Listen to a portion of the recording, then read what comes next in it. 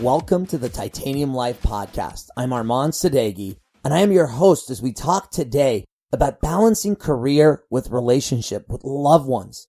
And you know, so many of us want so much to succeed in our careers, and we want to have amazing things. We've got these big goals and things that we want to accomplish. But at the same time, we've got people we love in our lives who demand a lot of our time and our attention, and they want us to be with them. And of course, we want to be with them. But how do you manage that balance, especially when the person on the other end is telling you that you are not giving enough of yourself to them? You're not spending enough time with them. And they feel like you're putting too much focus maybe on your career and not enough focus on them. Well, I have a strategy that I'm going to share with you today that I'm going to tell you if the person that you love is telling you you are not spending enough time with them, it's because of one of three reasons. And it's one of these three reasons that almost always is going to cause this to happen. And if you address these three things, and all three can be addressed, you can eliminate this completely without sacrificing anything in your career or anything in your relationship. So have you ever found yourself in that situation where you're trying to do really well, you're trying to make big headway, but then you've got someone you love telling you that whatever you're trying to do there is hurting the relationship, it's hurting their feelings, they're feeling like they're not getting enough from you?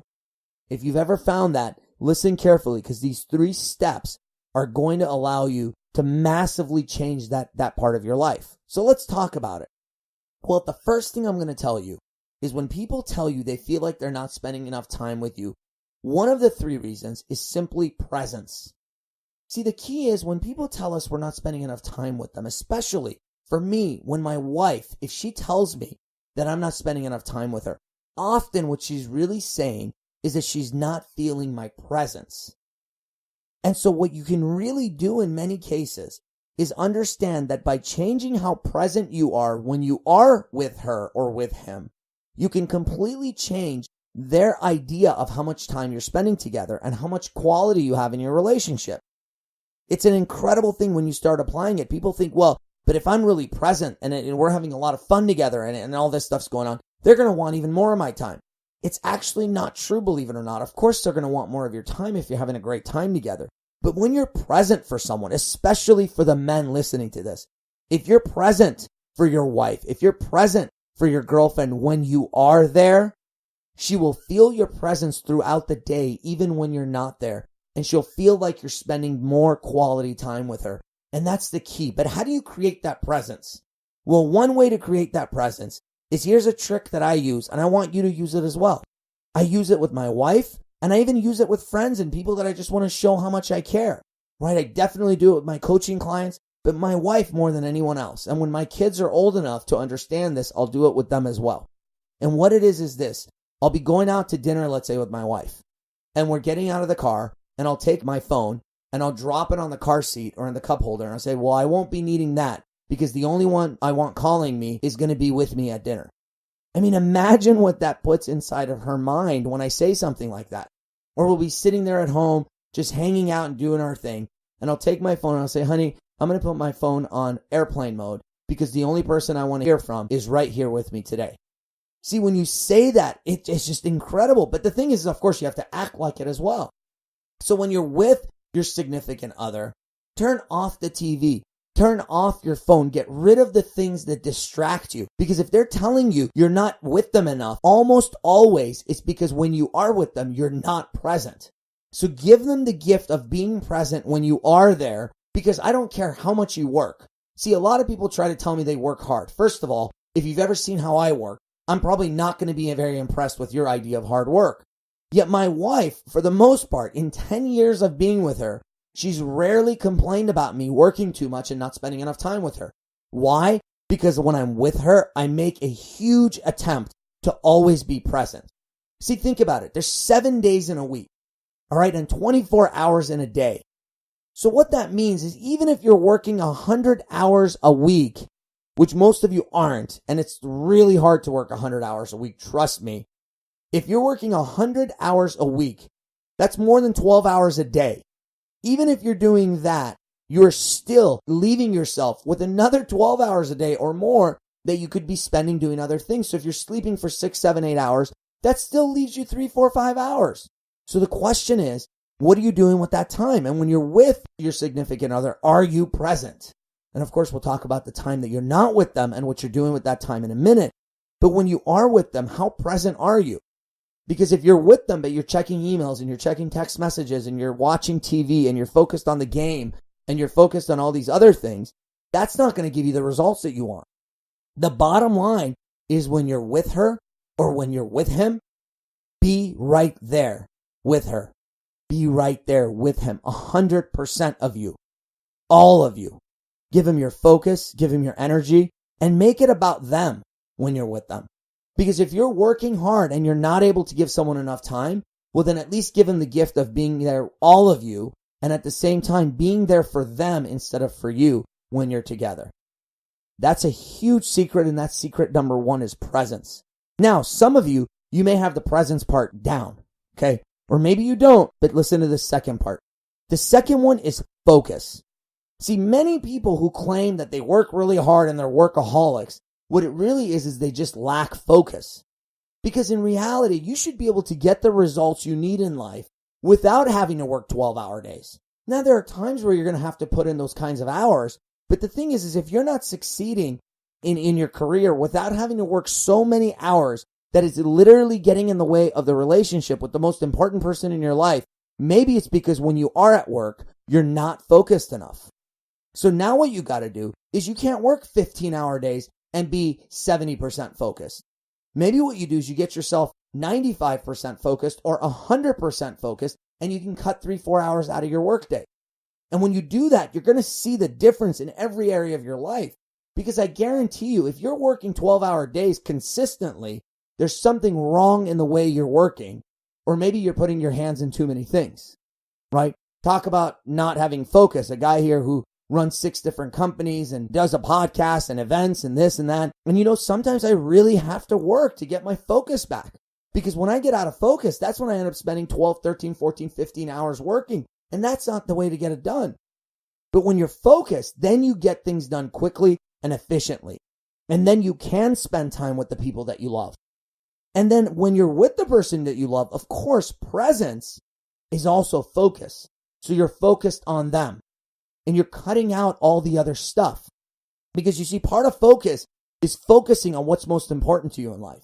And that's why I have people fill out this wheel of life. Because I want you to understand what is the most important thing in your life. If right now you're trying to take your career to the next level, and you want to take your relationship to the next level, and you want to take your growth to the next level, well, this might not be the time for you to go have beer and pizza with your friend watching Monday Night Football. You may have to cut that out of your life. Right? Because you want these other things. And so focus means focusing on the things that you want the most, right? And focusing on how you can get all of the areas of your wheel thriving, all 10 areas thriving in as few hours as possible with some of them. Because let's say, for example, you want to have fun, right? Well, of course you want to have fun. But is there a way you can have fun that maybe touches several other areas of the wheel as well? Right? That's the key, is focus. But focused in your career, so you can be focused when you get home. So if your significant other is complaining about how much time you're working and you're feeling tough, feeling it hard, and you're not finding the balance that you need, maybe what it is you just need to get more focused in your career. But then there's the third one. And the third one is the interesting one. What it could be is, let's say you come to me, and by the way, 99% of people who come to me, it's not the third one, but I'm going to address it because it may be for some of you. Let's say when you're with her or when you're with him, you're 100% present. Let's say you're 100% focused at work and you're 100% focused in everything that you're doing. So when it comes to your relationship, you're focused there, you have the presence. Let's say you have all that going. If you have the presence and you have the focus, then what could be potentially going on is you and this individual possibly don't share the same long-term goals. Or maybe you do share the same long-term goals, but we haven't talked about it. So what you want to do is you want to make sure that if you're present and you're focused and you're really giving this person your all, you're giving your career your all, then you've got to understand, do we share the same long-term goals? And if you think you do share the same long-term goals, then maybe it's time to talk about them. So you sit down and you talk about your long-term goals and remind one another of what your long-term goals are. By reminding one another of what your long-term goals are, what it's going to do is it's going to allow you to make sure that you thrive in the long term, right? And in some cases, what it might do, it might create a situation where what's happening is you have the same long-term goals now, right? And so what you can do is you can talk about the things that you want to accomplish, and that will justify possibly the hours you're having to put in at work for a short period of time. Or once you realize what your long-term goals are, you may realize that, hey, you're putting in too many hours at work. But it's important to get crystal clear on those long-term goals and see if you share them. Now, in some cases, you may not share the long-term goals. And that's where you're going to have some deep and valuable, important conversations. You're going to have to talk to the person that you love about what their long-term goals are and make sure that they understand what your long-term goals are. And then you guys are going to have to talk to see if your long-term goals are somehow going to be able to mesh together. Because if you're with someone and you love them, but you have different long-term goals and neither of you are willing to budge and you don't want to change your long-term goals, well, then guess what? The problem in your relationship may not be a career relationship balance. It may be a difference in where you're trying to go. And that's a big, big problem. If you've ever been on a road trip, it's not the GPS's fault. If you're trying to go to Texas while someone else is trying to go to Illinois, listen, I don't care how good your GPS system is, it's not going to get you there. Because one of you is going to be let down when you arrive. And worse, what's probably going to happen is you won't end up in either of the destinations. Because you'll travel south for a bit, and then north for a bit, and then south again, and then north again. And in the end, what you'll find is you may be doing circles. So it's critical that you're focused on the same long-term goals. So I'm going to tell you, it's simple as that. If you have a significant other or someone you love, and they're complaining about the fact that you are not balancing your career with your relationship, it's one of three things. You either need to be more present, you need to get more focused, including your time at work and time in your relationship, time doing other things, or what you may need to do is make sure that you have alignment in your long-term goals. And the key with those three things is if you have alignment in your long-term goals, and then you get focused on everything that you're doing in life, and you have presence when you're with your significant other, my goodness, that is rocket fuel for your relationship, and that's rocket fuel for your life. So even if maybe you've got a couple of these things going, my question for you is this: could you improve them a little bit? Could you be a little more present? Could you be a little more focused on your relationship at work, wherever else you're at? Could you be even a little bit more aligned on your long-term goals? I know the answer is yes, yes, and yes. So let's get out there today. Let's get you focused on your career. Let's get you focused on your relationship and on all the 10 different areas of life. Then what I want you to do is my challenge to you is this: when you're with your significant other, I want you to be there 100% present. And when you see your significant other today, take that frickin' phone of yours and I want you to put it on airplane mode. I want you to turn it off, or if you're filthy rich, just break your phone right in front of them. I don't care. But I want you to deliver a message to them that when you're with them, they are the most important thing in your life. Make them feel it, make them realize it, and let them know so they never ever question it. And then get clear on your long-term goals if you can as well, so that you share those same long-term goals, or at least you know what one another's long-term goals are. If you do that, my friends, I guarantee you will have a beautiful relationship and you'll still be able to be focused at your work and get the things that you want in your career and your mission, and in the long term have the happiness that you deserve.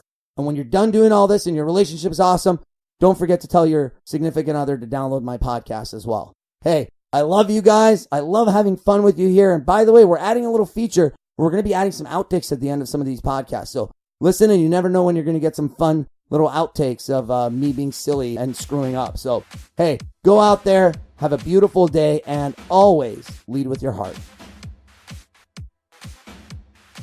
If you're a business owner, don't miss my next episode, because we're going to talk about the most important thing you need to understand before you try to take your business to the next level. And that is, what business are you really in, and who is your ideal client?